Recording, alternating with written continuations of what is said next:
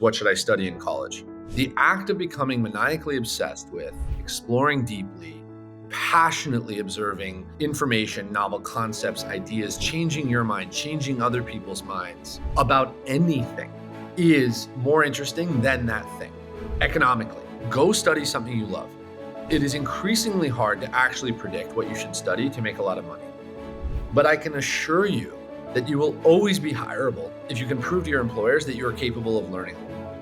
If you have proven that you can learn, then your ability to adapt will become in and of itself a critical economic advantage. That is an opportunity early to invest in learning how to learn. Most people in this world go through life having never appreciated what it is to actually master something. Caring deeply about anything is in and of itself maybe part of the meaning of life. But also, that's what you need to experience to know what it feels like to learn something maniacally.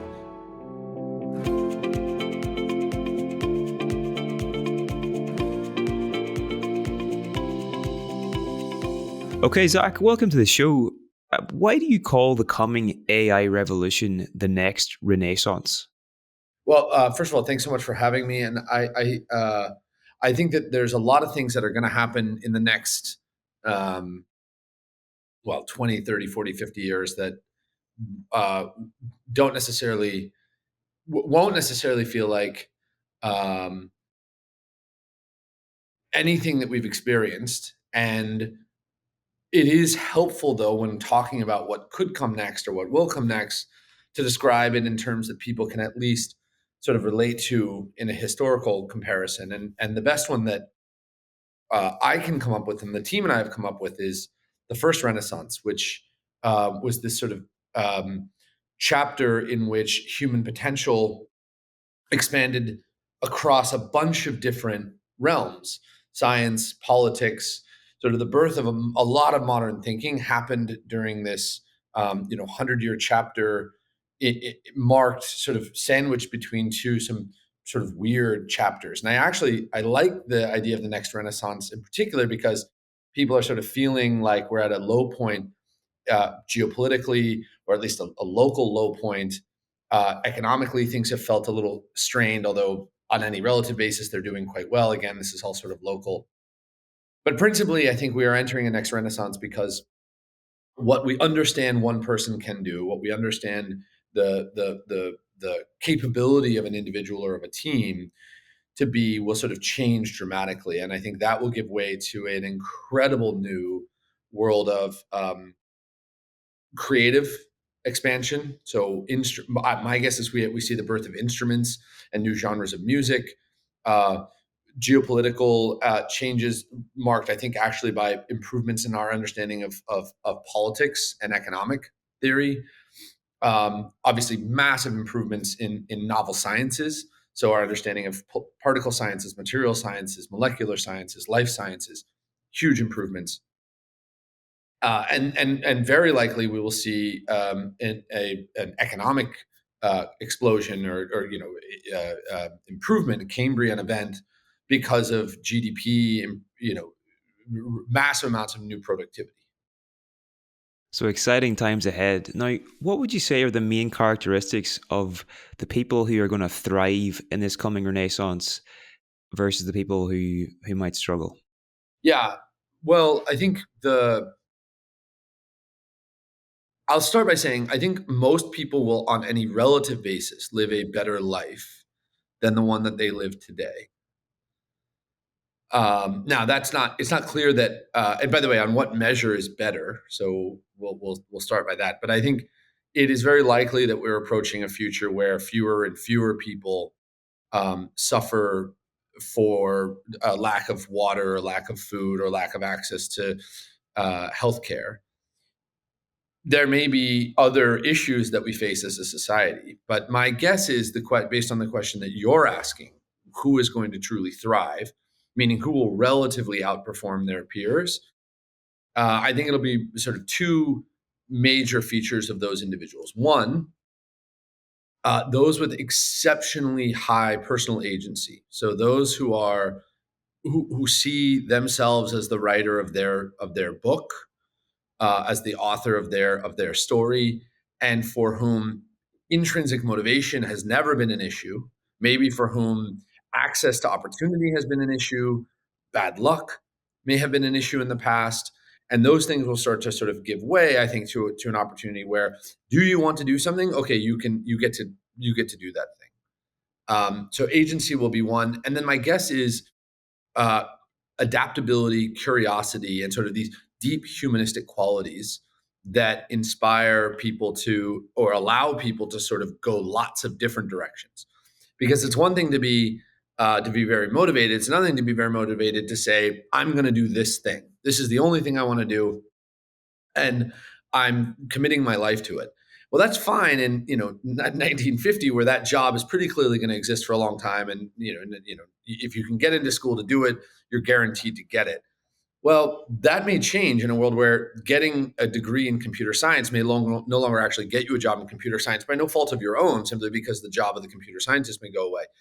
And so the ability and willingness to say, okay, I'm going to get back up and do something else, because I'm curious or adaptable or just sort of deeply interested in something else. Sam called this out at HBS at Harvard Business School, I think late last year. He said the future is not going to be about not failing. There'll be plenty of failures. It's just going to be much faster iteration cycles. People are going to pick themselves up much, much faster. And we're already entering this chapter. We're already starting to see that people are able to create lots of lives that they could never have. I mean, could you have imagined running the business you're running when you were in college? And the answer is, maybe you could tell that story, but probably not. And so what got you here is sort of this incredible circuitous road that has just never really existed in human history, not in the way we understand it. And I think that trend is going to continue. For sure, for sure. Now, I discovered your work through a talk you gave in Arizona last year, and I actually owe you a big thank you because as a result of that talk, I actually changed my business model. Mm. I was already leaning in this direction, but your talk was like, right, I really need to make this change. So basically, the thing that you said, that it was actually the main thing I took away from that whole event, but it was something along the lines of, if you're going to survive the future as an entrepreneur, you have to design for the things that AI can't do. And those are going to be things like human connection, the natural world, these real sort of relational humanistic qualities. So as a result of that, we're running our first live experience now this October. We're taking 30 leaders to do the Camino de Santiago in Spain, and it's totally changed the way I'm working and everything. So I owe you a big thank you, Zach. So I want to say thank you for that.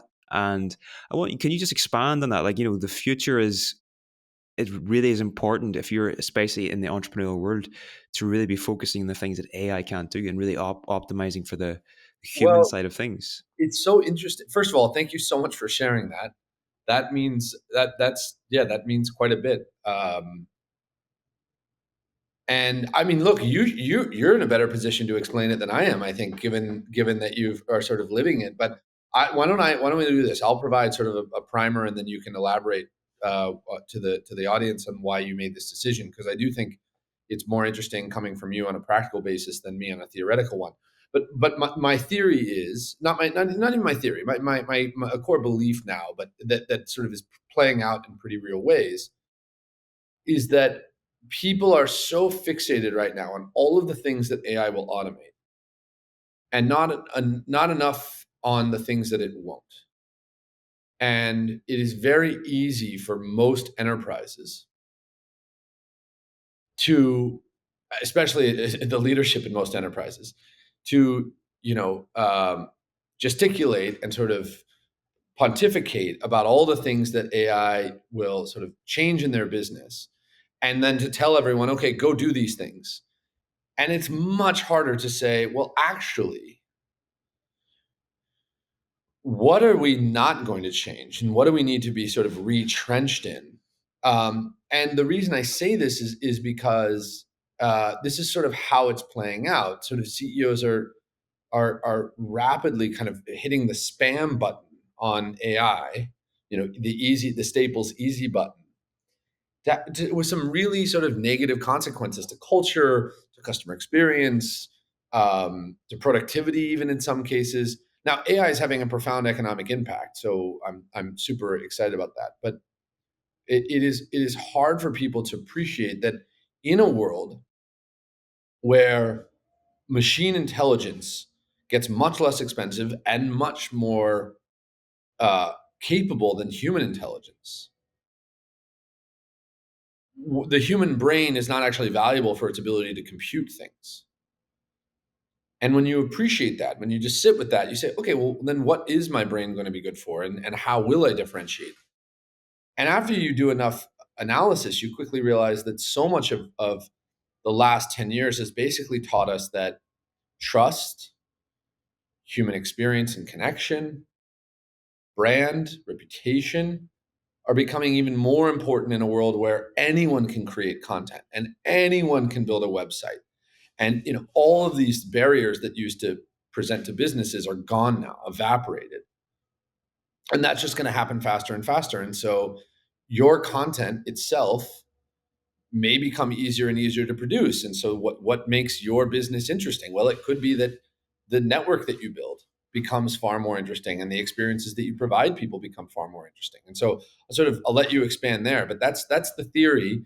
And it's meant for lots of business leaders. And by the way, it only works under the assumption that the business leaders are capable of actually doing all the things with AI that they should do. So it's somewhat of a luxury belief because it starts from the position that businesses will automate the things that they should automate. Now, not a lot of businesses, it's not, some businesses simply won't even do that. Some businesses are going to lose the ability to actually chart their own course because they don't adopt AI in time and actually just fall by the wayside. I'll leave that there and let you expand on it. Well, yeah, for me, it's just really simple. I just realized that there's a lot of what I'm currently doing is going to be made redundant. So I have to basically steer the ship in such a way where what I'm doing is going to be relevant and in high demand in the future. And I think as we become increasingly um, technological and we become more and more things do become automated, the need for human connection is going to increase exponentially. So why not design for that? Why not particularly help leaders find that connection? So that's kind of why we're doing this Camino in October. What do you of the work that you do today? What do you think will be made most redundant? I'm not sure. Like I've seen I've seen AI generated interviews, for example, and that's the majority of the work I do is interviews. So even that isn't safe. But yeah, I'm not sure. I think I'm in a fortunate position with the work that I do. It's like I sent out a newsletter today, for example, 7 insights, and this is something I release one every month, and I put as much thought into every sentence in that newsletter as I can over the course of a month. And it's not just like, it's like as much soul and as much life as I can put into each Wow. one of those insights. So I'm really trying to optimize for the human side of things now going forward, you know? So my guess, um, my observation is it's true. Those insights may in fact feel redundant. I would push back. Maybe far be it for me to tell you how your business will play out, but it does seem like interviews are going to be. Hollywood was like, oh, they're gonna emulate all the actors' likenesses. I don't know. CGI is is not as popular as people think, and live action stunts and live action, um, edits are way way more popular. It turns out than the CGI stuff in most cases. Like Sinners is a great example. I don't know if you've seen it, but so much of that film is so well done because of how much they did in live action, in live edit, and the real effects are incredible. Um, which I think you're seeing audiences sort of respond to, saying, actually, we don't want the fake thing. So I would say, with that as a sign, I bet your interview work is safe. I acknowledge that I think your insights, what is fascinating about the insights business and just the thought leadership business, and where I think influencers should be wary, where I think influencers are actually going to start to struggle, is that everyone is now going to have these ideas. Like, discovering things is going to be less complicated. Your insights may not feel novel anymore, but people may in fact just want to hear from you. Like, there is, and that is something that won't be made redundant, which is your brand. Um, and so I think there's what is going to be tricky to figure out for anyone is how much of what I am doing can be is a ChatGPT prompt, and how much of what I'm doing is actually sort of uniquely me, and unique to what to what I can offer the world. And I'm reminded of this all the time. We produce a newsletter too called The Next Renaissance. I love the newsletter. I think a lot of the insights are novel. The truth is, deep research, if you spend $200 a month on OpenAI, you could probably produce something similar if you went down, if you did your own work for an hour and a half.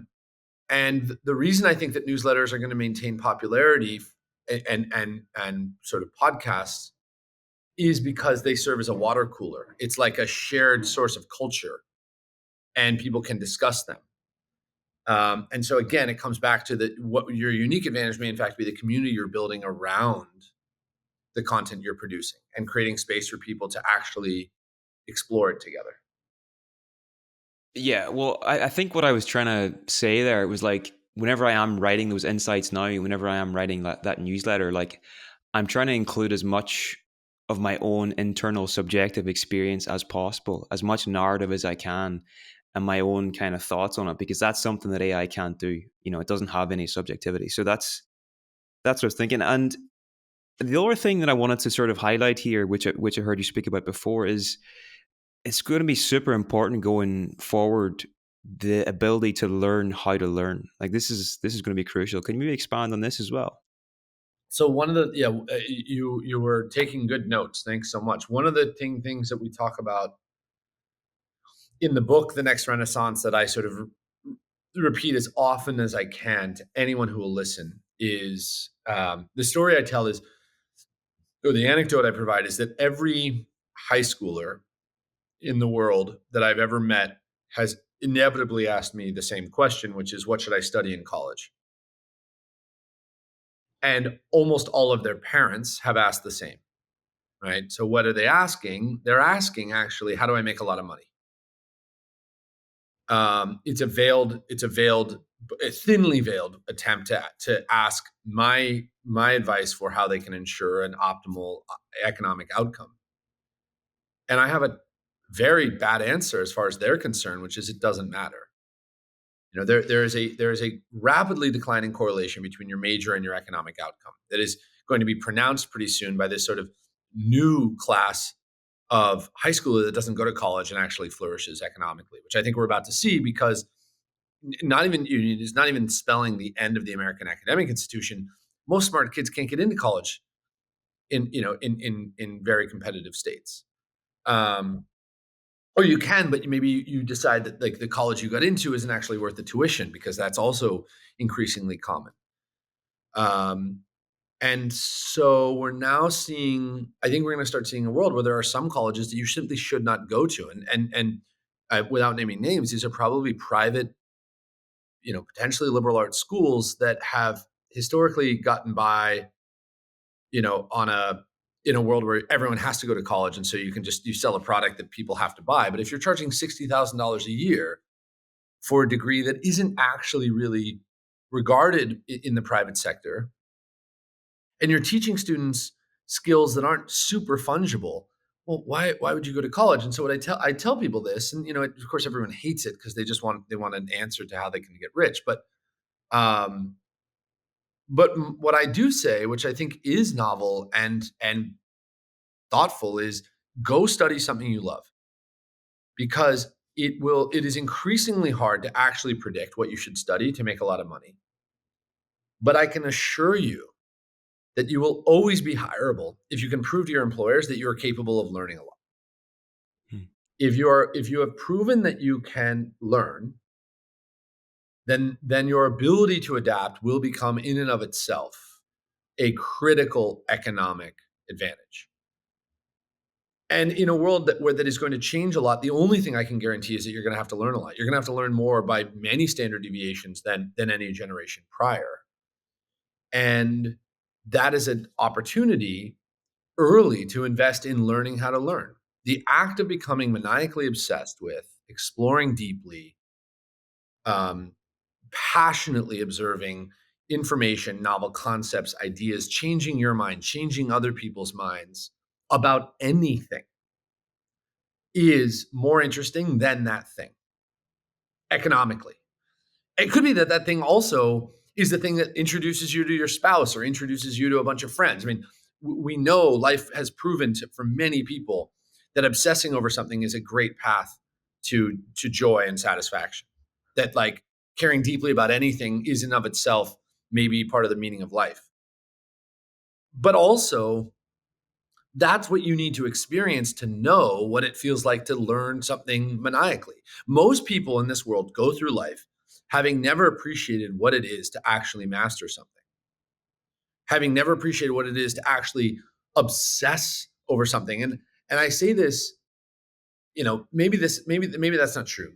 Maybe not most people, but I imagine it is. I imagine that many people in this post-industrial world have never concerned themselves with the idea of like truly deeply passionately obsessing over something in a way that a Cubs super fan obsesses over the Chicago Cubs, and can tell you every player that's ever played, or the score of every game for the last 5 years. I mean, there's a little bit of autism going on there, but I think I just remind people constantly that the most interesting and exciting thing you can do now for your own happiness, probably, but also for your own economic outcome, is to learn what it feels like to just know something much further than you thought possible. Because now you'll know how to do it again and again and again and again, and that will present incredible opportunity.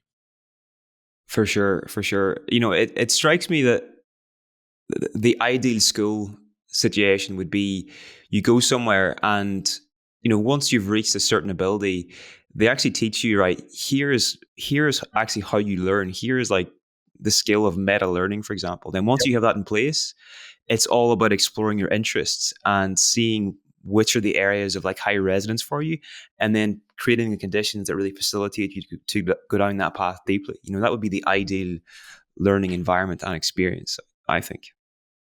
Yeah, I remember. I just remember as a kid, like I became exceptionally obsessed with baseball cards, and um, it, and that led me to obsessions with um, building. I built a ham radio with my dad, and then learned Morse code with my dad, and then that led me to learning how to program. And it's easy to say, "Oh, you would have figured these things out," and I'm just not sure that's true. I'm just not sure that like starting with something simple, or benign, or non-economic isn't actually the most important thing to do. Anyone can tell you should obsess over learning to write code, but if you've never actually taken the time to become obsessed with something, you're not going it's going to be very hard for you to become a great programmer unless you deeply care about it. Because you don't know what it takes. You just don't know what it feels like to actually study something for 100 hours a week. And for most people, that is a unbearable amount of time to do something, right? For most people, who I think are quite capable, by the way, that's the other thing. I think most people are quite capable.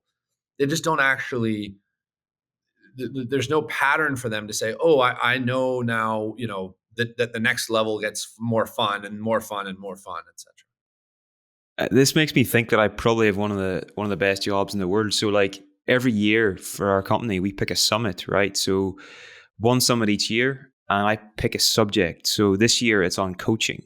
Last year it was on attachment. The year before that it was on addiction and recovery. Year before that it was psychotherapy. So I spend a full year then interviewing, say, between 30 and 40 of the world's leading experts on this one subject. So I just get to go so deep and really just know it inside out, you know. So I'm very lucky that way. But suppose that's not really relevant to what we're talking about here. But the I wanted to No, no, ask you a I would say that is. I mean, that sounds exact. I mean, now that you've gone deep on a subject, you know what it is like to go deep on a subject, and that you now realize that, like, just when you think you're deep, you realize, oh, you haven't scratched the surface. But for most people, going deep on coaching is reading a few coaching books and being like, look, I became obsessed with coaching this year, and then you can say, well, let me tell you what obsession with coaching looks like. Yeah, I suppose so. I suppose so. So I'm going to read a quote here, right? And I'm going to follow up with a question. So this is from John Maynard Keynes. You've probably heard it before, but let's just read it anyway. So for the first time since its creation, Before you start reading this quote, can I ask, does this quote derive from his paper, The Economic Possibilities of Our Grandchildren? I'm not sure, very possibly. I'll read it out and you can tell me. All right. So for the first time since its creation, man will be faced with his permanent problem: how to use his freedom from pressing economic cares, how to occupy the leisure which science and compound interest will have won for him. So my question is, are humans ready for a world of abundance? Psychologically, can we deal with the free time, not having these economic pressures on us? So that quote is derived from the third paragraph of John Maynard Keynes, or the third chapter of John Maynard Keynes' paper, "The Economic Possibilities of Our Grandchildren," which I've memorized, having read it enough. And I mean, it's funny. The reason I asked at the outset is this from that, because Keynes has written so much, and the economic possibilities for our grandchildren has is now one of the things that people are so excited to talk to me about. And the reason for it is that I have based so much of my writing and thinking on that paper. Wow. So I'm honored and tickled that you would reference it, because I don't directly reference Keynes, in part because Keynes is not. It's just not reading for everyone, and quotes from that. I mean, you've read the paper. It's some. Well, maybe you haven't, but he doesn't really write in a way that a lot of people can relate to. I believe so. He called for, in that paper, among other things, a 30-hour work week, and this paper came in the midst of, or at the outset of, the Great Depression, at a time where everyone was sort of bemoaning the fate of the world, how much things would get worse, and how we had probably reached the peak. And Keynes wrote this paper to basically say, not only counter narratively, but juxtapositionally, you're wrong. And in fact, this is a short term pain against the backdrop of a bunch of new long term gain. How right he was, he could have never appreciated. And he predicted, by the way, the 30-hour work week in 100 years. The paper was written in 1930. So, I mean, you talk about prescient. I mean, it gives me goosebumps just thinking about this guy sitting around being like, no, everyone's got it all wrong. By the way, at a time where, like, most of the world was still dying of starvation. I mean, when he wrote, it's easy for me to say this now, the world's going to be fine, because we're truly achieving food safety everywhere. And everyone's like, oh, microplastics and heavy metals. And I'm like, we crawled out of caves, and we used to die, not too long ago, we died of starvation. I mean, we were making exceptional progress. His question then, therefore, in this backdrop to everyone was, are you actually prepared for what really is about to come? Which is, in a world of exceptionally abundant and inexpensive technology, a place where humans don't make work their primary source of identity and purpose. This is a question that I think philosophers and psychologists and behavioral psychologists, et cetera, for the next few hundred years are going to have to sort of grapple with. And I don't know that there's an obvious answer on the other side of it, but I would say that I believe that humans were not necessarily born to work. I have not seen any evidence to suggest that we must have work to have purpose. And I have seen a lot of evidence to suggest that we don't. That when you review all of the death studies, and there have been so many at this point, you can stumble into studies done on people on their deathbeds. Precisely, no one says they worked more. It is not. They wish they worked more. Yeah, sorry. Precisely, no one says they wish they had worked more. Precisely, no one says they wish they had made more money. Now, the studies are not done of people dying of starvation. And deathbed studies are done usually in developed worlds where it is appropriate to sit next to someone's bed and say, let's talk about your life, which is not necessarily true in sub-Saharan Africa. I mean, you can't, it's very inappropriate to go spend time with a mother and her dying children in sub-Saharan Africa and say, let's talk about your life and what are you most proud of? And so these studies have this confirmation bias, but it actually highlights something I think critical for me, which is in a world that will experience increasing amounts of economic prosperity, where more and more of these deathbed studies will become appropriate. And eventually we probably live in a world where these deathbed studies can be done with anyone, where it is acceptable to sort of ask anyone what do they wish they had done in life, because everyone has access to a lot of things in life, which I think is very near. I would be surprised if we ever hear the answer, I really wish I had worked more. Now, the counter argument to this is we don't wish we had worked more because work is so prominently featured. And what we in fact need to do is adjust appropriately. We need less work, but we still need some work, which I think is the best and most reasonable counter argument to these deathbed studies. But it also, therefore, doesn't account for a lot of the happiness and life satisfaction studies that are done in places that contrast, Tokyo, Japan with parts of Costa Rica, exceptionally dense economic prosperous zones that are terribly depressed with very poor economic zones that are thriving, emotionally, that are just overjoyed. And these blue zone studies, places where people live a standard deviation or 2 standard deviations longer than the average population. And I don't know if you're familiar with blue zones, but the blue zone studies basically identify 7 places. I think it's 7 places on Earth where people live, close to 100 years. Lots, they've identified a few features, or it might be 11 places. I can't remember. They've identified features of these places. None of them have anything to do with how much they're working. What they all have to do with, so that the themes include religiosity, community, walkable cities or walkable communities, multi-generational households. There is a point at which you can live truly in the wealthiest place on earth, surrounded by every concierge doctor on earth. I mean, you can be Brian Johnson, dedicate your life to living longer, and he's going to be outlived, likely, by some old woman who used to smoke a pack of cigarettes, who's surrounded by her friends and family playing bocce in Sardinia, Italy. I mean, it's just, which I think is one of the blue zones. I just think we have enough evidence. I really think we have enough evidence at this point to suggest that that our reason for at least our most observable purpose and reason for living today is friends and family and physical community.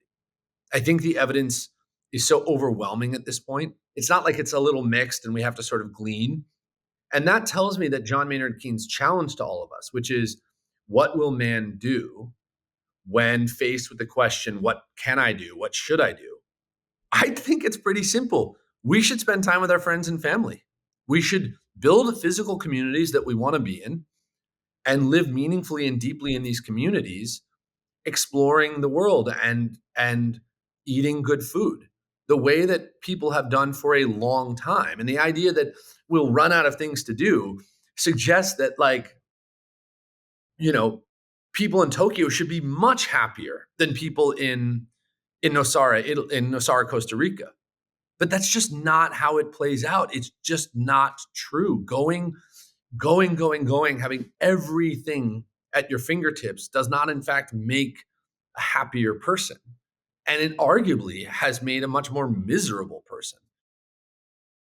Now, we will see. We will be forced to reconcile. And I will say what Keynes calls out in the paper subtly is this idea of the transition period, which I think is going to be really weird. I mean, if you ask me, the greatest sacrifice that our generation is going to pay is actually going to be our generation and maybe the next, making sense of a world where our purpose cannot be derived from our work because our work cannot actually be static enough to derive meaningful long-term purpose and identity, where there's more of an ephemerality to the value of our work. So we can say, I'm really glad I did this thing today, but I also know that I'm not necessarily going to do it for much longer. That to me is going to be the great shock and sort of emotional toll that our generation has to pay, that I think is going to teach a lot of future generations sort of how to actually think about their own relationship to work and life. Wow, there's so much in there. It makes me think like governments should be essentially just be studying blue zones as a template for how to create societies, and then trying to build societies accordingly. Well, Like, people have done this. So here's the thing. It's not like we don't know. I mean, this is the other thing. It's not like this is also not just plainly observable. You can go study blue zones to come up with all the data. But if you ask any person, when are you happiest? I mean, unless they're a psychopath. And by the way, this is of critical concern. I think there are a lot of psychopaths in positions of power globally because psychopaths are more resilient. And so it's not even that psychopaths are sort of manipulative. It's actually that they are willing to do the things that a lot of people are not in order to achieve power. This, I think, is very misunderstood. People point to narcissists as being the ones who trick everyone else. And it's like, you know what? A lot of politicians on earth are, in fact, in the position they're in because their pain tolerance is so obscenely high. You cannot imagine how many times someone like Donald Trump had to say, I'm going to get back up. No one, I mean, it's easy to say and by the way, not to make this, I don't want to make this about American politics right now, but I just don't think anyone really appreciates how much resilience it requires to do what any global politician has done. You just have to keep going in the face of everything else. Most people don't want to do that. And it is a job uniquely equipped for psychopaths because they're not really responsive to most pain issues. And the reason I think psychopaths present such a great threat to the world now is that they don't respond to the traditional incentive structures because they're not actually interested in friends and family, right? There's something else going on. And I think we're seeing a perversion right now globally away from our most core, maybe not more than ever, but certainly right now it feels like we're drifting further from deep familial values. And I think that one of the things we're going to start to observe pretty soon is that governments know, just as people know, that friends and family are the most important thing and physical communities matter more than anything. And there's just not a lot that we can do at a federal level to actually affect that. I mean, you can pass like more family friendly policy for sure. Where this boils down to, and this is what I will leave us with on this topic. I have this very, very firm belief now that the local government is actually the most important government of the future. Notwithstanding major geopolitical events like wars. Even tariffs right now for most people on earth matter less to them than their local government building protected bike lanes or installing speed bumps or building better sidewalks or investing in better schools. Even something as sort of so economically disruptive as tariffs matter less than a lot of the work local governments are doing right now to improve physical community. And it is a very important reminder that I think the future is actually told at the hyper-local level. What is the household you build? What is the dining room table you build? What ingredients do you put in your food? How do you gather people? Then what families do you bring into your home? How do you all gather? What parks do you go to? How are those parks lit? Can you go after 5? Do they allow vagrants in the parks? Is the local government flippant about drug use in the parks? Are people allowed to pee and poop in public spaces? I mean, these are actual decisions that I think materially affect people's lives way more than so many of the other decisions that get made. And I saw this in San Francisco and went crazy.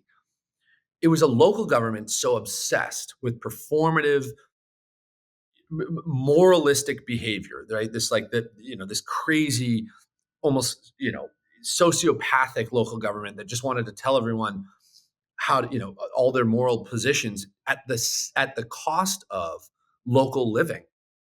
It's like this great lesson in how exactly not to run a government. I mean, they made every mistake you could imagine. And I came out of that experience realizing that not only did I not want my local government talking about all these federal issues, I cared less and less about these federal issues than ever before. And I cared more and more about all the things that were happening right next to me. So I moved home. Part of this, I moved home to Santa Barbara, where I grew up, and became obsessed with urban planning and city management. And actually have aspirations of running for mayor of Santa Barbara one day. And in the process, got to know a guy named Eric Kleinenberg, who's a professor at NYU, who wrote a book called Palaces for the People, which I recommend to everyone. Now, Eric and I have different political persuasions, but we arrive at a very similar conclusion, which is that the most interesting thing governments can do is invest in local infrastructure. And that rebuilding the spaces, the physical spaces in which we live, is more important than almost anything else now. In a world where AI is going to solve so many things, AI cannot solve. Does a mother want to take her kids to the park nearby to play with other kids? Because if the answer is no, that's a problem. And that's a problem that like no president can actually solve for. There's something else going on there, and those kids are at a massive disadvantage to kids whose physical communities are inviting to Wow. Um, so yeah, a lot in there. A point about the psychopaths being in power. I've actually often wondered about this, because these are the people that are shaping our societies. And then whenever I think about people, say, at the top end of big tech organizations in Silicon Valley, for example, and some people have commented that these characters might be quite far along the autistic spectrum. I don't know, like quite, say, left brained. And these people are creating technologies that everybody in our culture is using, smartphones, etc., social media, and all the rest. And you just wonder, like, if these technologies are coming out of these people whose priority in life is definitely not family and friends and these relationships, then that is having an impact on the culture at large.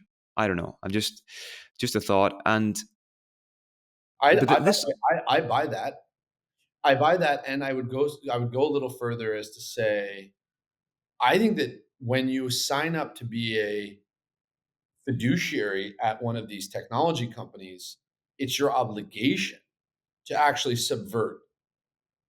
Like it is required by the government to actually put policy in place and to protect people, because it is the fiduciary responsibility to make Facebook as big as possible. And it's the parents' job to protect their kids. And it's in at least until recently, the government's job to help protect kids. And so I think what we're going to realize is, Philip Morris was supposed to keep selling as many cigarettes as possible to as many people as possible. That was the purpose of an institution. And capitalism has its limits. There are points at which capitalism is supposed to be measured. And I think this is just, people forget about this all the time. They say, "How could they?" I say, "Well, what? Tell me about the business you run." I always say this to people: "Tell me about the business you run." Okay, they tell me about their business. Okay, would you sell this to, pick a thing. You sell this to this. Okay, well, let's sort of play that out. it's very easy for us to grandstand. Well, we would never, I would never do that. Well, that's not true. Lots of businesses get, like do bad things because it's their fiduciary responsibility to honor the shareholders. And by the way, I'm a free marketer. I just also think that there's a real importance to personal agency for parents to say, hey, it's this company's job to sell this thing, and it's my job to make sure that my kid's safe. I don't know. I'll never forget walking into the supermarket in my local town, and there was a big sign on the back wall, help, I'm not going to name the supermarket, help X supermarket beat cancer. And it was this campaign to target breast cancer or something. And then below the sign was a big wall of cigarettes that they were selling. It's like, this is the whole problem, you know? And the issue, yeah, I totally agree. I think the issue is that it's it's an incentive alignment problem where these people are incentivized to make profit. But if you could change that in such a way where they're incentivized to do things that were for the well-being of the the wider ecosystem of the planet and the society, then that would do a lot of the legwork in making things better. You I know, mean, I think that the incentive structure changes when we put guardrails in place to require that you can't operate outside. Like, it's the government's job to say, hey, you actually can't make profits at the cost of the well-being and privacy of young children. That's very reasonably the government's responsibility, as it is a parent's responsibility. And then, per the rules of society, things work that way, right? You can't sell cigarettes within, I think 3 square miles of a school or something like that, 2 square miles of a school or school zone. Great. I mean, I have no issue with economic incentives as long as you have counterbalances. And I think it's super important now to remind both parents and communities and governments that this is how these things work. And it's very easy to fantasize about a world that companies behave in global, they can wrap their head around all of these other things. It's actually really hard for any given company to do that. And when you see companies do this, you almost laugh at them. I always laugh at these companies who are like, oh, we're X, we're a B Corp or whatever these are, these like semi-profit corps. I'm like, oh God. And they're donating like 5% of their profit.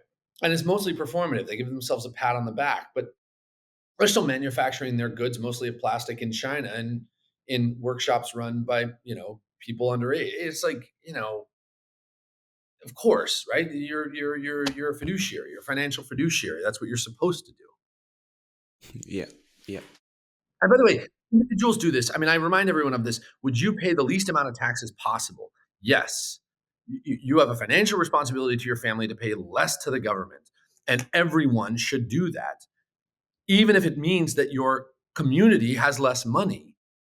And so it's the job of the tax man to set tax policy that doesn't allow you to subvert taxes. I mean, this is just doing good. I think is so easy for people to say, but it actually requires a system of law and order where the rules are designed to collectively serve individuals, because otherwise it is really imperative that every individual maximize the rules to their family's advantage, obviously within reason, because it's quite hard otherwise.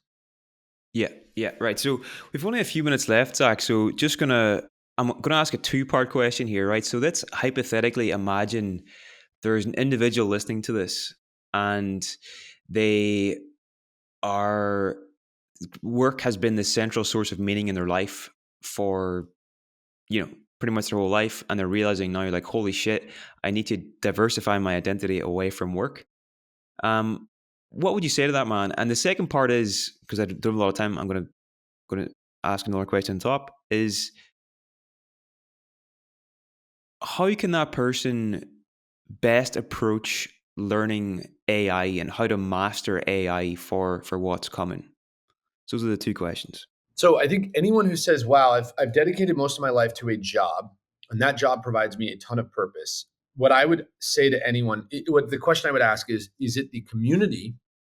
So is it is it the job itself? So the work itself is critical to your happiness. And so you hear this a lot with actors, for example. There are these jobs, actors, chefs.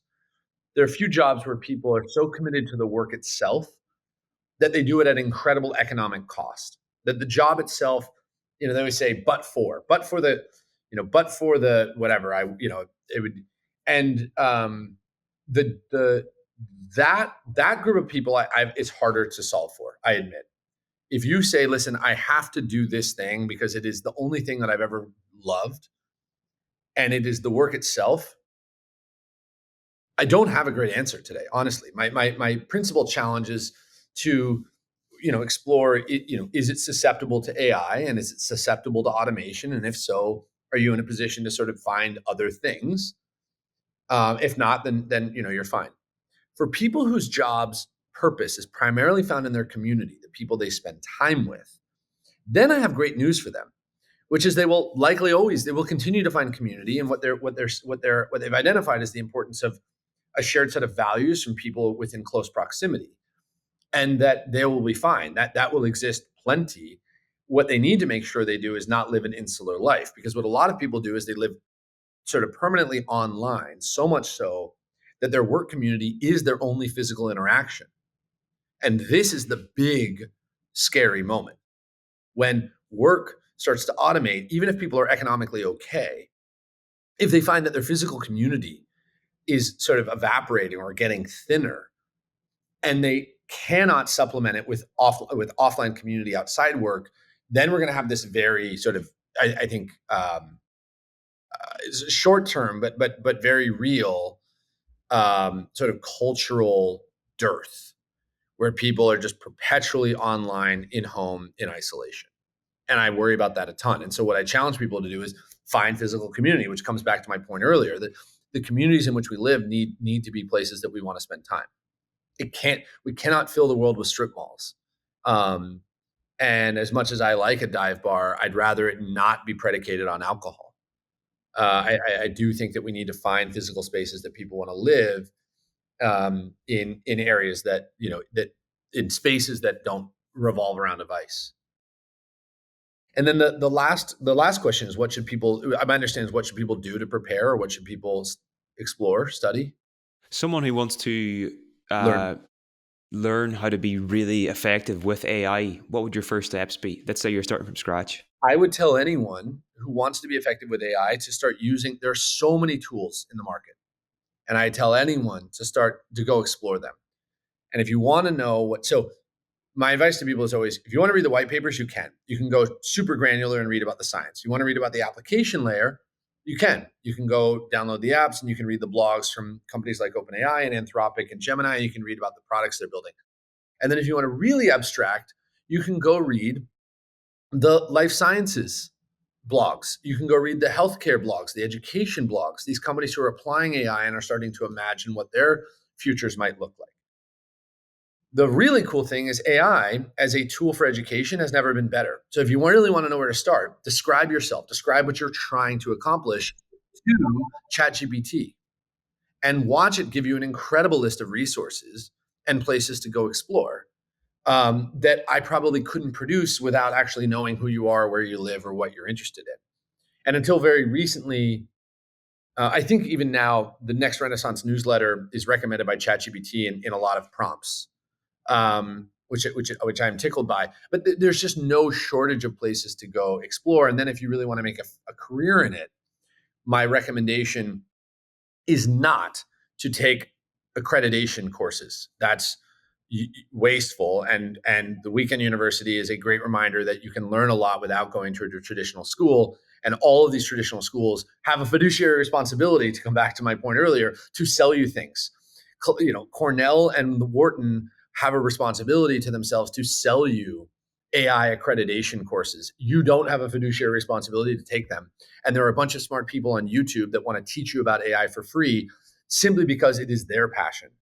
And there are tons of these channels popping up all the time, filled with really smart, interesting content that is free. It doesn't give you a stamp on your LinkedIn page, but it turns out you probably don't need that anyways. Um, and I recommend going there and exploring that stuff. Brilliant. Okay, Zach, that's all we have time for. But I want to say thank you so much. This has been incredibly interesting, and yeah, really, really interesting. So, where can people find you online? When's the book out? The Next Renaissance. The next Renaissance is, well, Wiley Publishing just signed us for a 2 book deal. So the next Renaissance is moving out a little bit, but I'll have a pub date for you soon, and you can send that to your folks. ZackKass.com features my newsletter, The Next Renaissance, which I really like as a starting point. And then the books, The Next Renaissance and The Next Great Company, will be out the first later this year, and the next this time next year. Thank you, Zach. Thank you so much. Thanks for having me, and yeah, looking forward to our next conversation.